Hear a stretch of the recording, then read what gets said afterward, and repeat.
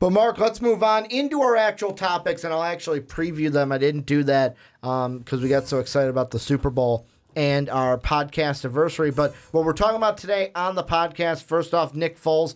He's going to be franchise tagged. We're going to look at best landing spots for him in a trade. Then we're going to take a look. Ryan Tannehill will be no longer with the Dolphins. What team should sign him this offseason? And then we're going to finish the podcast looking at an NFL draft. Daniel Jones, Drew Lock. They were in the Senior Bowl. Did they play themselves and help their stock into being first-round picks? But let's start with Nick Foles. And before we get into it, I will also forget this, so I'll say it right now. Make sure to go on to iTunes and Apple Podcasts. Rate the Onside Kick. Go ahead, rate us, and then rate all the MVP podcasts as well. I'll give another shout-out to Sung Hyun, who rated every single MVP podcast the other week. One. But let's talk about Nick Foles. So he's going to get franchise tagged. The Eagles then will try to trade him. Apparently, from what I have seen from Adam Schefter, is that it is expected to be a third-round pick, which will be the asking price for Nick Foles. I will let you start. Sure. Who is the best landing spot for Nick Foles and should go ahead and offer up that third-rounder to get him? The first one's incredibly obvious. It's Jacksonville. Exactly. Jacksonville Jaguars are exactly it. I mean, they've got a defense that's there. They were just in the AFC Championship game last year. They've got a run game. They could improve with the wide receiver situation, which is something that I think a guy like Nick Foles really needs. But they've got pretty much all the pieces that they need, except for those wide receivers. Yeah, give up that third rounder. Well, and the thing that's interesting about it, too, is because I tweeted right away and said Jacksonville has the highest third-round pick out of all the quarterback-needy teams. Like, how you look at it is Jacksonville has the 69th pick, which, by the way, if Big Dick Nick got traded for the 69th pick, that would be funny. But, I mean, we don't need to get into logistics. Yeah, exactly. But I have some issues with that. The Jacksonville Jaguars, they're at 69. The Giants don't even have a third-round pick. They forfeited theirs. Would have been 71st. The Denver Broncos are at 72. Washington's at 77. Miami, although they're going to tank for next year, we'll just say it, they're at 79th overall. And the thing that I look at is, like, Jacksonville also has the Rams' third-round pick. So, like, if I am Jacksonville, and let's just say, because I don't think it's going to end up being just, here's one third-rounder for Nick Foles. Even if they were able to only give up that third-round pick, they would still have the 95th overall pick in the draft, or in the third round, and still have a third-round chance to get a guy and get Nick Foles on the roster. Yeah, and it's just, he's a Super Bowl MVP. We need to put that out there. He's a guy who's been very successful in the past, and unfortunately he had a rocky middle of his career because of Jeff Fisher. I would say that Tom Coughlin is, because he's supposed to be taking over more control of actual football things this year. I would say he is probably better than Jeff Fisher. I think that's a fair assessment. I think he can do a little bit better with Nick Foles than Fisher was able to. And they never really gave enough of a shot with Nick Foles before they were ready to move on. And then he got bounced all over the place for a little bit. I think that the Jacksonville Jaguars are a team, and there's not very many of them out there that ever fall in this situation, that are one quarterback away.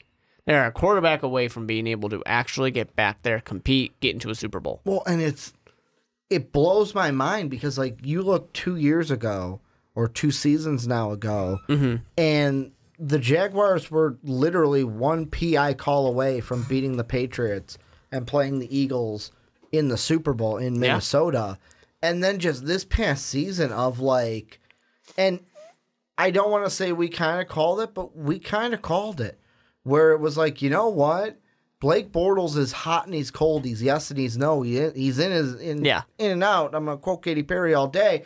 But, like, why? And here's a question I think we should ask is Nick Foles being overrated a little bit because of his playoff success? Well, they're asking for a third-round pick. No, that's not overrating him.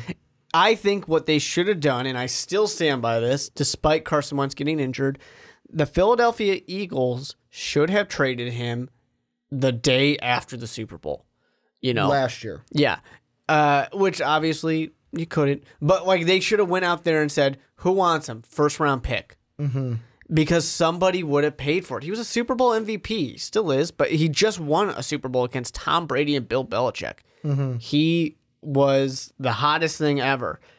Goes out there now, and you know what? He cooled off a little bit. The entire Eagles team cooled off a little bit. Mm-hmm. But you know what? He went into Chicago and beat one of the best defenses in the NFL. Mm-hmm.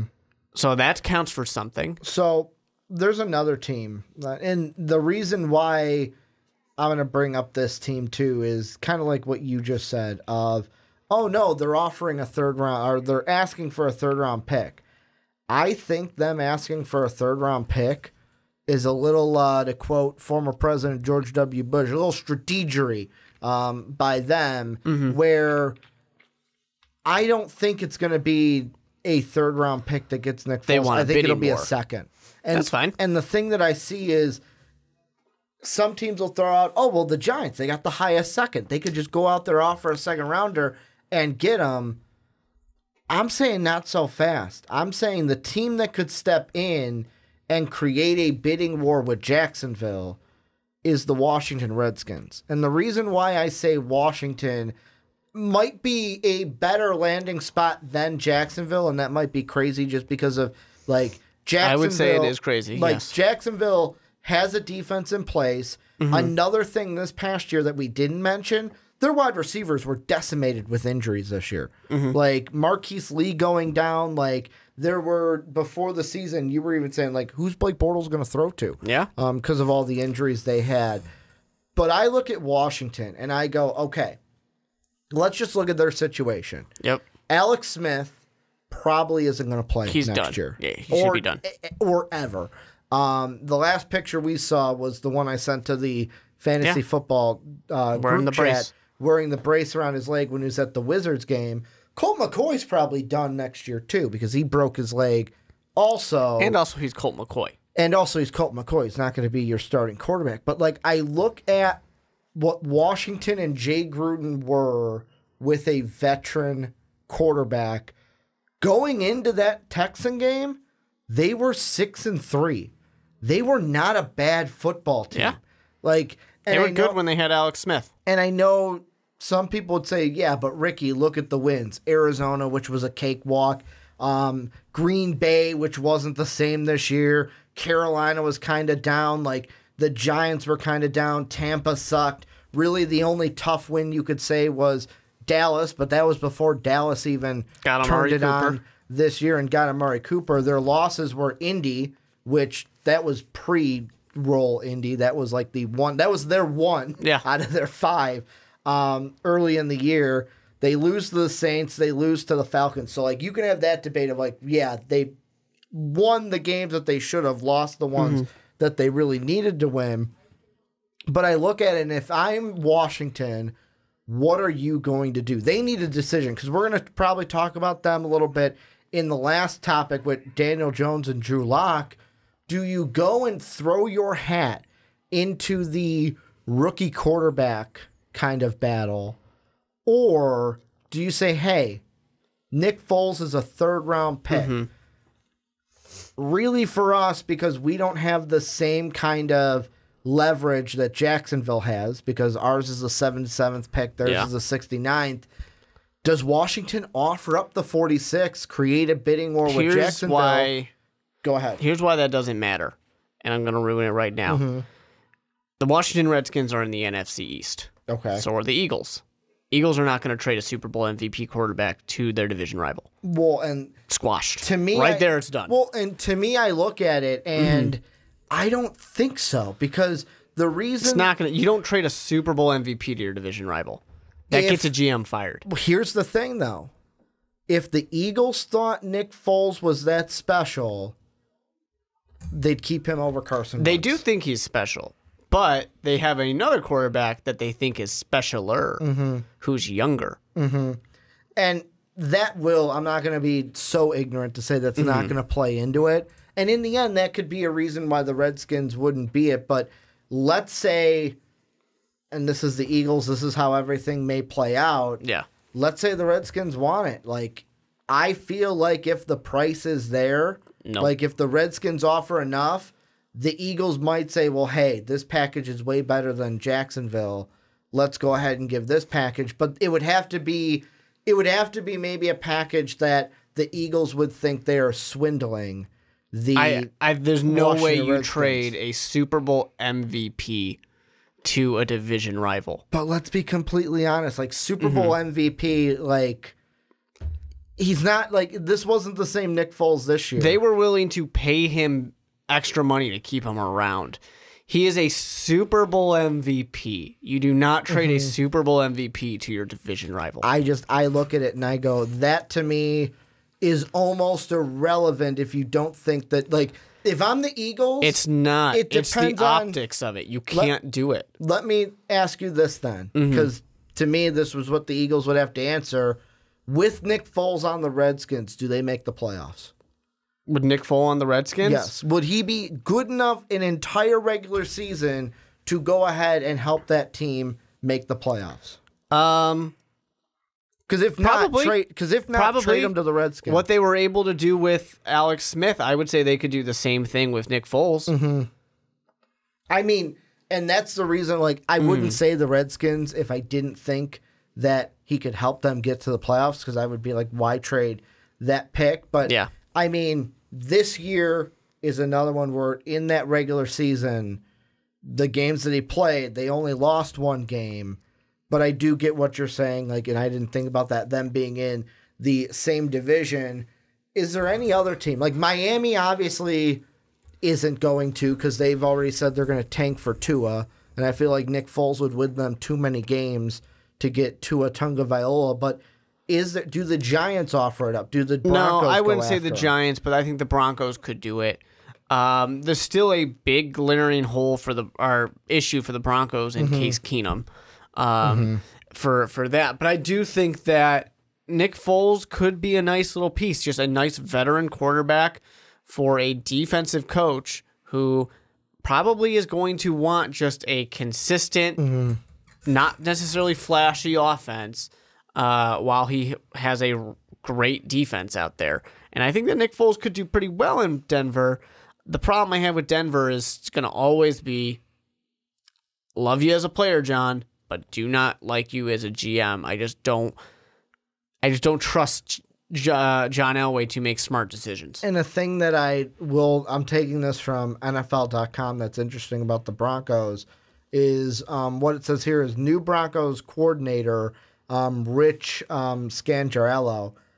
His background is in the Kyle Shanahan offense because he came from the 49ers, and that system is a cousin to the Andy Reid, Doug Peterson offenses that Foles enjoyed and had his success with. The big thing with Philly was that the reason why Foles and Wentz look so different is, and this is all rumors, we're not going to get the straight from the horse's mouth with Wentz or anything, but like Wentz apparently would go in and be like, nah, I ain't running those plays.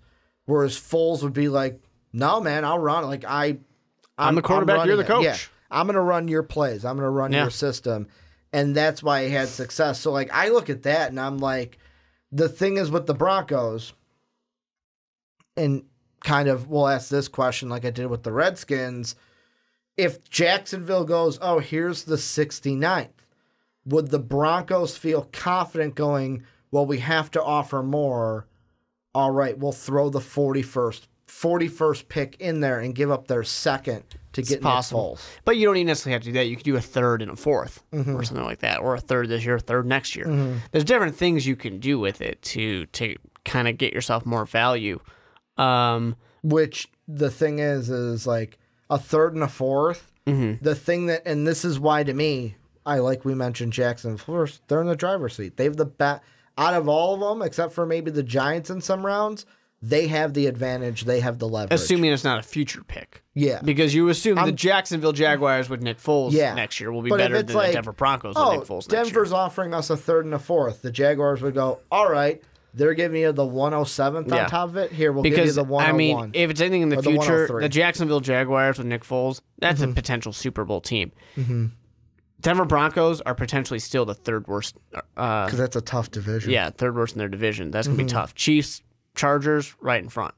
Well, and I mean, the thing I will say about Jacksonville is, yes, potential Super Bowl team, but let's not forget what those Colts did this year. Yeah. Which, yet again, which Colts would we see the beginning of the year? The Texans are a really good team. True. There's a lot of good teams out there. But I mean, especially like with the Broncos, if they get Nick Foles, no one's picking them over the Super Bowl favorite Chiefs for next year's Super Bowl already. And I don't think anyone would pick them over the Chargers as well. You might get a few people that do that. I mean, the Raiders, they're pretty easy. I mean, what if the Raiders get Kyler Murray? That's a different story. Las Vegas / San Francisco Raiders. Are they moving yet? I thought it was after next season. Well, they're going to play in San Francisco next year. Okay. They're playing in San Francisco. In another baseball stadium. And then they will move. Yeah. So they're currently to Las Vegas. Oakland / Las Vegas / San Francisco Raiders. Well, isn't Oakland, San Francisco like the same area? Not if you ask somebody from Oakland or San Francisco. True. They'll get very mad if you say that. Because it was like, that's why like the Golden State Warriors, I know they are for sure moving to a new stadium in San Francisco, but like the Oracle was in Oakland. Yeah. Instead of being the Oakland Warriors. But they're also not being, they're not being called the San Francisco. Yeah, they're the Golden State Warriors. Yeah. Any final thoughts on this? The one thing I will throw out there that we didn't mention that I will is anyone who or actually I'll throw this out. Who would you rather go after if you were a team? Super Bowl MVP Nick Foles, Joe Flacco. Super Bowl MVP Nick Foles. Do you think, / as good as Peyton Manning because they have the same record. Do you think Joe Flacco will be a lesser price than Nick Foles or about the same? Well, he's also older than Nick Foles is. So, yeah, Joe Flacco should be a lesser pick. It's a lot further than Joe Flacco winning a Super Bowl than it was for Nick Foles winning a Super Bowl. Yeah, because, I mean, that's something that I think of as, of course, the age plays into it, but, like, I look at it, too, where it's like, how many teams are going to go, you know what? Maybe I don't want to give up that third. Maybe I don't want, like, let's say the bidding war gets out there and Jacksonville goes, I don't want to give away my second. All right, let's change gears. Let's go after a Joe Flacco. And how is that going to, like, how is the Nick Foles thing going to affect Joe Flacco's market? If how anybody is it going even to affect, wants to trade for Joe Flacco. Or even, like, the free agency market? Because, let's be honest, if I'm Jacksonville, let's say, for example, I'm going to sign a free agent quarterback. Once I sign that free agent quarterback, I'm probably not going to go and trade for Nick Foles because I'm already paying a guy. Yeah. So, I mean, that's why, for me, if a trade's going to happen, it's got to happen before free agency with Nick Foles. But this is where you guys come in. Let us know down below in the comment section, what's the best landing spot for Nick Foles? Who do you think he gets traded to? Will he even get traded? Or will the Eagles just end up having to eat it and hold on to him for this year, which wouldn't be the worst of things, because if Carson Wentz goes down, they have Nick Foles that works very well in their system. Let us know what you think down below in that comment section.